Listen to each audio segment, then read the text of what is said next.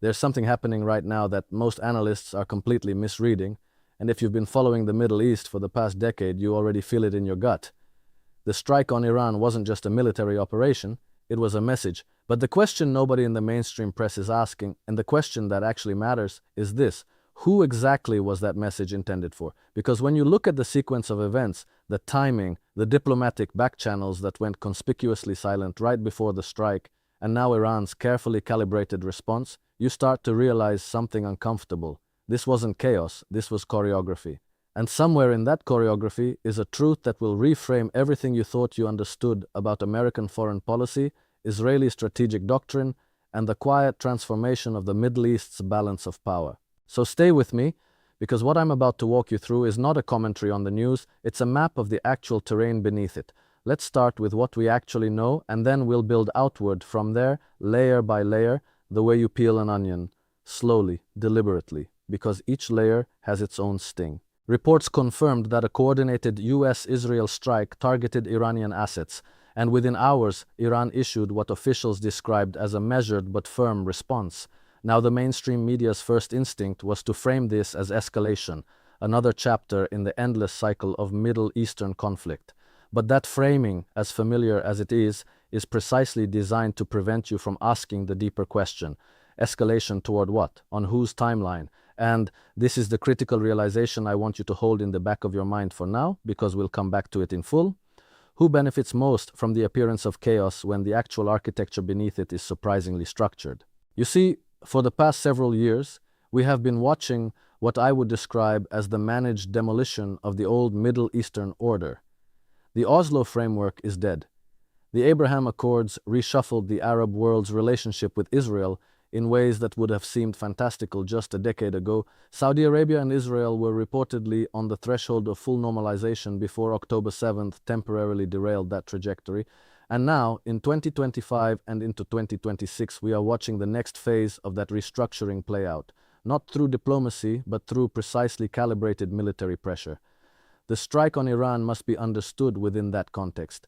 It is not a reaction, it is a step. To understand why this step was taken now, we have to look at what Iran represents on the strategic chessboard. And I mean this literally, a chessboard where every piece has a defined role and the master players rarely move out of emotion. Iran is not simply a country pursuing regional influence. Iran is the linchpin of what analysts call the axis of resistance, a network that includes Hezbollah in Lebanon, the Houthis in Yemen, various Shia militias in Iraq, and until recently the Assad government in Syria. That network is, by design, a system of distributed deterrence. Its purpose is to ensure that any direct military action against Iran carries with it the threat of multi-front retaliation. It's a strategic insurance policy written in geography, and for years it worked. It kept a direct confrontation at bay. But here's what changed. Each node of that network has been systematically degraded. Hezbollah suffered devastating losses in 2024, not just in leadership with the killing of Nasrallah, but in operational capacity and public legitimacy within Lebanon itself. The Assad government collapsed under the weight of its own contradictions and external pressure, removing Iran's land bridge to Lebanon. The Houthis have been under relentless air campaign pressure that, while not eliminating them, has significantly constrained their capacity. And Hamas, which was never formally part of the Axis but served as a powerful symbol of resistance, has been nearly dismantled militarily in Gaza. What you're witnessing when you step back far enough to see the whole board is the deliberate dismemberment of Iran's strategic insurance policy, piece by piece, before the main confrontation. That is not instinct, that is a plan. And this brings me to something I want you to sit with for a moment, because it goes against everything the cable news cycle wants you to believe. The strike on Iran, as significant as it is not the beginning of a war. It is a pressure test. It is designed to answer a very specific strategic question. At what point does the Iranian leadership calculate that the cost of continued resistance exceeds the cost of capitulation or fundamental restructuring? That's the actual experiment being run right now. And Iran's response, which was carefully modulated to avoid triggering a full-scale counterattack while still signaling domestic strength to its own population, tells us something important.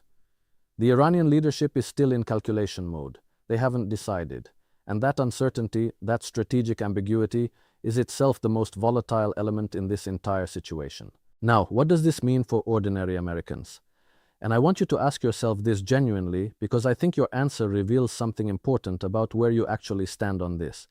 Does the United States have a vital national interest in the outcome of a confrontation with Iran, or are we once again being asked to absorb the costs, financial, human, moral, of someone else's regional ambitions?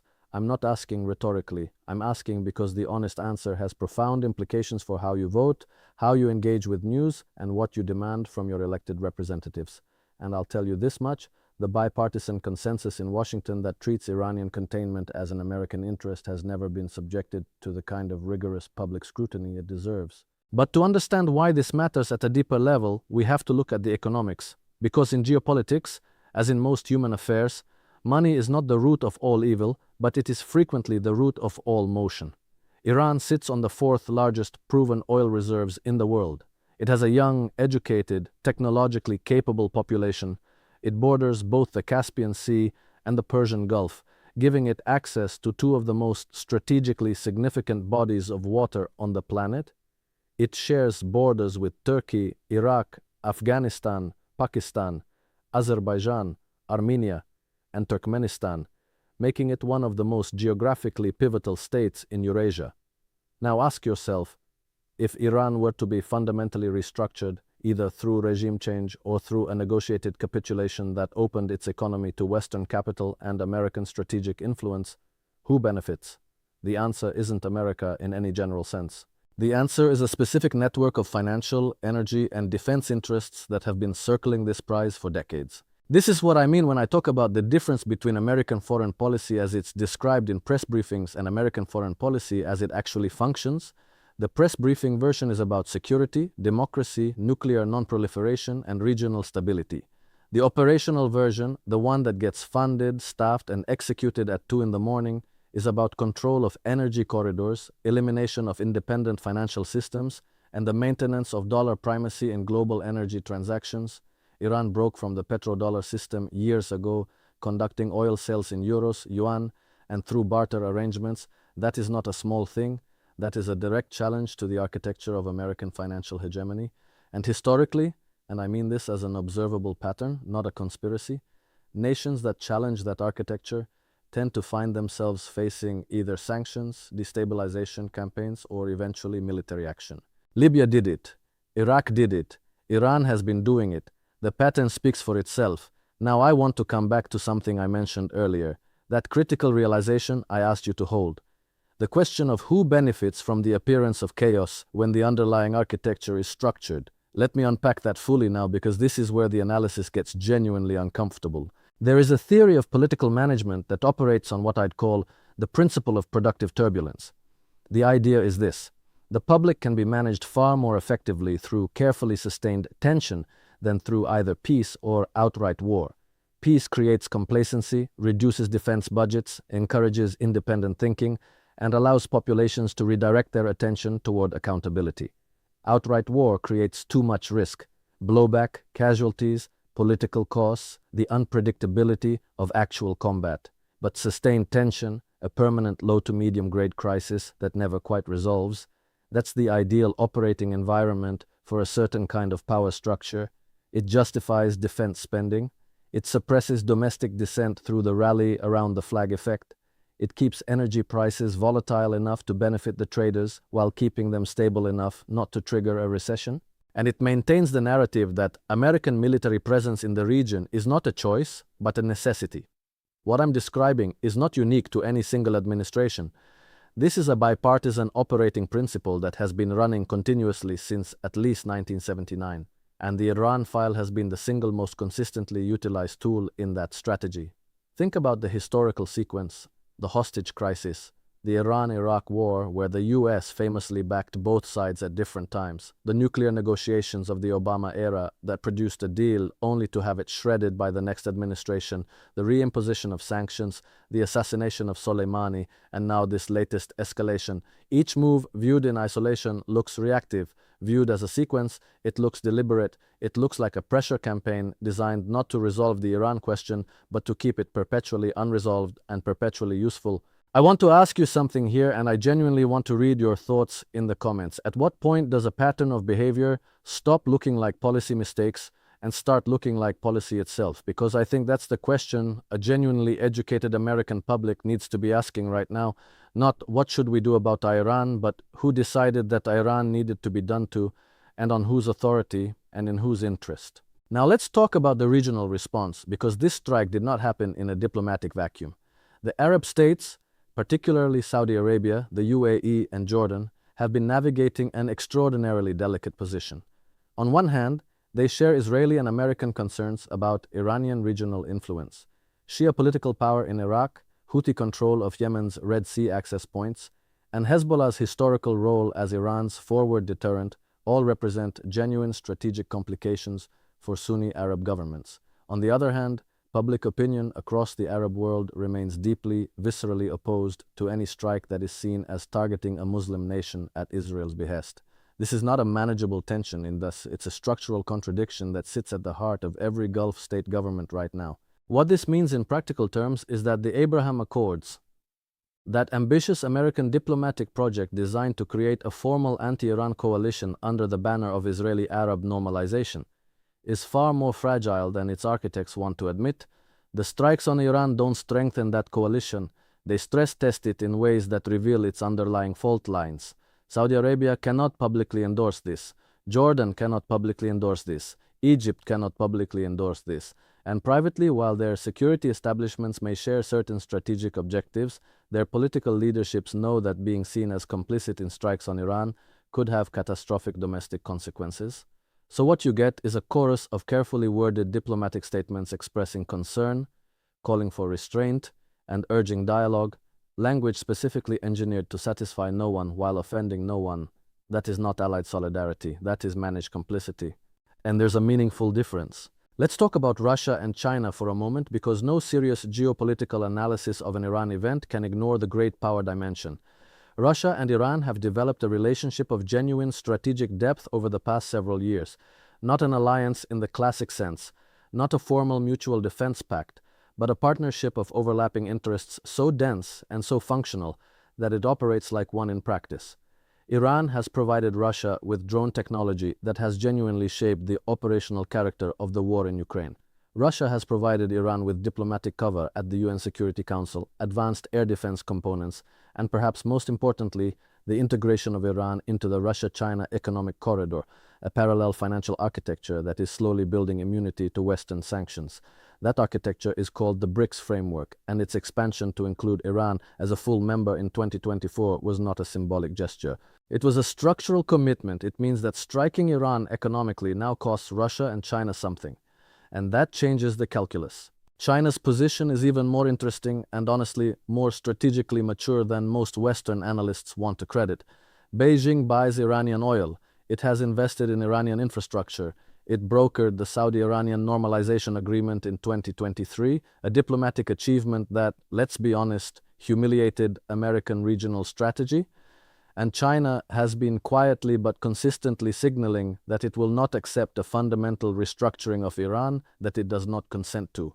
Not because China loves the Islamic Republic, Beijing is deeply pragmatic and has no particular ideological affinity for clerical governance, but because China understands that a post-Iran Middle East dominated by American and Israeli strategic preferences is a Middle East where Chinese energy security is permanently subordinated to Washington's goodwill. And Beijing has spent 20 years building infrastructure precisely so that it never has to depend on Washington's goodwill. So when we look at Iran's measured response to this strike, we need to understand it against this backdrop. Iran is not responding merely as an independent actor. It is responding as a node in a larger network, a network that includes Russian drone sharing programs, Chinese energy contracts, Houthi maritime harassment, Iraqi militia positioning, and the global South's increasingly coherent resentment of Western military unilateralism. The response was measured because the full network response, if it were ever activated, would be something far more consequential than anything Iran could deliver alone. And everyone on all sides of this equation knows that. Here is where I want to bring this back to something fundamental, something that I think gets lost in the tactical analysis, but is ultimately the most important dimension of all of this. There is a global moral reorientation happening right now. It's not clean, it's not led by angels, but it is real. The populations of the global South, from Latin America to Southeast Asia to Sub-Saharan Africa, are watching the images coming out of Gaza, watching the responses to Iran, watching the selective application of international law, and they are drawing conclusions. Those conclusions are reshaping alliances, redirecting trade flows, and gradually dismantling the moral authority that American foreign policy has relied on as a force multiplier since 1945. You cannot bomb your way to credibility, you cannot sanction your way to respect. And the evidence is accumulating in election results from India to South Africa to Indonesia that the post-World War II American-led order is losing not just its military and economic primacy, but its moral legitimacy, the most durable form of power there is. And here is my final question to you, the one I want you to take into your day and genuinely wrestle with. If the real cost of this Iran strategy is the accelerating erosion of American moral authority and the consolidation of an alternative global order that explicitly rejects American hegemony, are we actually winning anything? Because winning in geopolitics doesn't mean winning the strike. It means winning the sequence. And right now, sequence by sequence, the United States is trading long-term strategic influence for short-term tactical satisfaction. That's not strength, that's addiction. And like every addiction, the question isn't whether it ends, it's whether we choose how it ends, or whether the ending chooses us. The developments in Iran are not a crisis to be managed, they are a mirror. And what they're reflecting back at us, if we have the courage to look, is a foreign policy apparatus that has been running on momentum rather than strategy for a very long time. The question is whether the American public, thoughtful, engaged people like you, are willing to demand something better. Leave your analysis in the comments. Tell me where you think this sequence ends, because I genuinely believe that the quality of your thinking is the only thing that changes the quality of the outcome.